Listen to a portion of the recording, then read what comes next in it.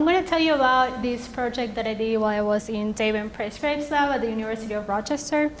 And it's the rapid molecular evolution of the meiosis gene mei-218 that you've already heard something about the gene yesterday, causing a difference in the recombination rate between Drosophila species.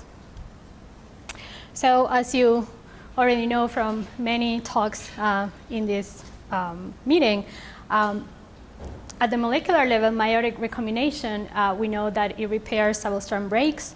At the chromosomal level, we know that it ensures the proper segregation of homologous chromosomes. And at the population level, it shapes the amount and the distribution of population genetic variability. And ultimately, it enhances the efficacy of natural selection. But despite all of that, we know that recombination rates vary. And they vary along the length of the chromosomes. They vary genetically among individuals, and they also vary among species, which is to say that recombination rates evolve. So we focused on an evolved difference in recombination rate between Drosophila melanogaster and Drosophila murciana, which are two species that diverged from each other around 3 to 5 million years ago. And as you can see, Drosophila murciana has a longer total map and a greater number of crossovers per meiosis. And overall, Drosophila murciana map is 1.7 times longer than the Drosophila melanogaster map. And here you can see the ratios for the 3 major chromosomes. So nothing is known really about the genetic or the molecular basis of these evolved differences in recombination rate. So to try to identify genes that might contribute to these species, to these huge species differences in recombination rate, we studied the molecular evolution of 34 genes that were initially characterized in classical screens for mutations that disrupt meiosis in Drosophila melanogaster. And these mutations define genes in sort of functional classes, such as synaptonymal complex formation, double-strand break formation, double-strand break repair, the establishment of crossover intermediates, and the resolution of crossover intermediates. So what we did was an evolutionary analysis trying to look for high protein coding divergence between Drosophila melanogaster and Drosophila murciana. So I only put a subset of those 34 genes, but believe me that mei-218 is a clear outlier. We estimated DS, DN, and the DN-DS ratio for all those genes. And mei-218 is the gene with the highest DN and the highest DS-DN ratio among those 34 genes, which is consistent with the functional divergence of its protein. And actually, you can see that the non-synonymous inter-sequence divergence at mei-218 is indeed one of the ranks among the highest in the whole genome.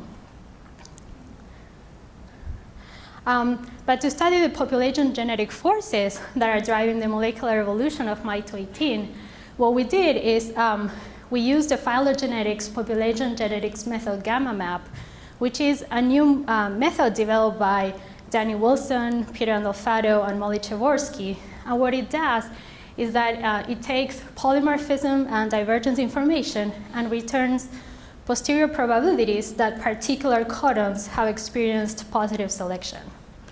And before I walk you through the graph, I need to remind you something that Jeff told you yesterday, and that is that the mei-218 sequence is encoded on a bicistronic gene that also encodes mei-217 on the same transcriptional unit. So here in the x-axis, we have both mei-217 and mei-218, and in the y-axis, we have the probability of the positive selection for each of those codons. So you can see a bunch of things. First is that the signal of positive selection is restricted to almost exclusively to mei-218, and it's absent from mei-217. Within mei-218, the positively selected codons are concentrated on the N-terminal part of the protein and in the middle acidic region of the protein, but they're completely absent from the C-terminal region, which is the region that contains the MCM domain. This is true for both species, for Drosophila melanogaster and for Drosophila morsiana. And I'm going to briefly remind you who mei-218 was, but you may remember this from Jeff's talk yesterday and from Catherine's poster yesterday. But mei-218 is one of these 4 genes in Drosophila that contain an MCM domain together with mei-217, Rec, and MCM5. And mutant alleles of all these genes have very similar recombination defective phenotypes. And they are thought to form a meiosis-specific MCM domain that somehow functions in the stabilization of crossover intermediates. So based on genetic evidence, it is thought that mei-218 affects whether an existing double-strand break is repaired as a crossover event or as a gene conversion event without crossing over. So based on this inferred function, we can hypothesize a molecular basis for the interspecific map differences in these species. So rather than generate more double-strand breaks, Drosophila morsiana may repair a greater fraction of its double-strand breaks into crossovers than Drosophila melanogaster. So to study the functional consequences of these rapid sequence divergence in mei-218, we assayed the effects of the wild-type Drosophila melanogaster and Drosophila morsiana mei-218 alleles using a transgenic approach. And it's important to say that hybrid females between Drosophila melanogaster and Drosophila morsiana are sterile, which precludes any kind of sort of genetic study that would involve crossing these 2 species. So what we did is that we separately cloned the homologous 10 kb genomic mei-218 region from both species into an ATB vector. And we used site-specific integration to place both transgenes into a common ATP site on chromosome 3L in Drosophila melanogaster. We then did a bunch of crosses to boost these transgenes into a homozygous loss-of-function mei-218 mutant background, yielding basically these 2 stalks, one with the melanogaster transgene and one with the morsiana transgene. Now, the important thing about these stalks is that the transgene here is providing the only functional source of mei-218 in these stalks, with the melanogaster transgene providing sort of a control. The other important thing is that these 2 stalks have the same genotype genome-wide except for the transgenes. So what we're going to do is that we're going to measure recombination rate between visible markers on chromosome 2. And we also, of course, have the stalk that lacks either transgene. So what are the possible outcomes of this experiment? So first, it could be that despite the high divergence, these 2 alleles might be functionally equivalent, such that the morsiana allele of mei-218 might rescue the mutant phenotype, but produce crossover rates that are Drosophila melanogaster-like.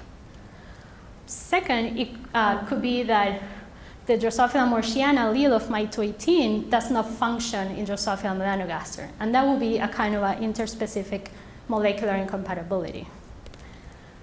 And third, and maybe most interesting, it could be that the morsiana allele of mei-218 rescues the mutant phenotype, but produces elevated crossover rates that are Drosophila melanogaster-like. So this is what we measured. So these are the 6 visible markers on chromosome 2, and these are sort of the wild-type crossover frequencies for each of those intervals. We first measure recombination in the mutant allele. And basically, we confirm that crossover rates are indeed reduced in the loss-of-function homozygous females, which was fine. We then measure recombination rate with the melanogaster transgene. This is a positive control. And as you can see, the melanogaster transgene produces rates of crossing over that are very similar to wild-type rates, which is kind of exciting. And also, we confirmed that a single dose of the melanogaster transgene is sufficient to rescue a wild-type melanogaster map. So what happens when we introduce the Mauritiana transgene? Well, first let me tell you that it does rescue the mutant phenotype. And I'm first going to show you the crossover rates for this interval over here. So you see there's not really a significant difference between the melanogaster control and the Mauritiana transgene. But if you actually look at the number, you can see that both are really close to a crossover frequency of 50%, which is the maximum possible recombination frequency. So coming in, we knew that this interval was not going to be informative too much. But what we see for the 4 other intervals is that the Mauritiana transgene significantly increases crossover frequencies relative to the melanogaster transgene. And if we sum over the informative intervals, the Drosophila Mauritiana transgene increases map length by 37% relative to the melanogaster control. And these are the 95 intervals, confidence intervals. So the great question is why? So most theories for the evolution of recombination talk about cis modifiers, the evolution of cis modifiers of local recombination. But these cis modifiers can hit high to high frequencies along with the good genotypes that they create. But this theory, we don't think it applies here because mei-218 is a clear trans modifier of recombination. So we needed to come up with an alternative explanation. And so what we thought is that mei-218 may have adapted to species differences in the abundance of transposable elements. As the transposable element content of Drosophila melanogaster is several-fold higher than that of Drosophila mauritiana, it is possible that lower rates of crossing over may have evolved in Drosophila melanogaster to sort of mitigate the elevated risk of ectopic exchange between non-homologous transposable elements insertions, which can produce aneuploid eggs. In this cartoon, it's eggs that lack this middle gray chunk of the genome. But we know this cannot really be the whole explanation, because this doesn't really explain why we see that rapid evolution of both Drosophila melanogaster and Drosophila mauritiana. So even if this is part of the explanation, we still need to come up with a good idea that explains this difference. So to sum it up, I've shown you that mei-218 is responsible for nearly all the species difference in recombination rate between melanogaster and mauritiana. I showed you how the Mauritiana transgene increases the total map length 37.4% relative to the melanogaster control. I showed you how mei-218 is evolving rapidly in both species, and especially the N-terminal part of the protein and the middle part of the protein, but not the MCM containing domain of the protein. And I also said that we think that mei-218 probably affects whether those existing double-strand breaks are repaired as a crossover or as a gene conversion event without crossing over. So with that, I want to thank the Prescripts Lab. That's where I did this for my dissertation. But I also want to thank Matt Rockman's lab. That is where I am now doing a postdoc in recombination in C. elegans. So with that, I want to thank you for listening, and I'll take any questions.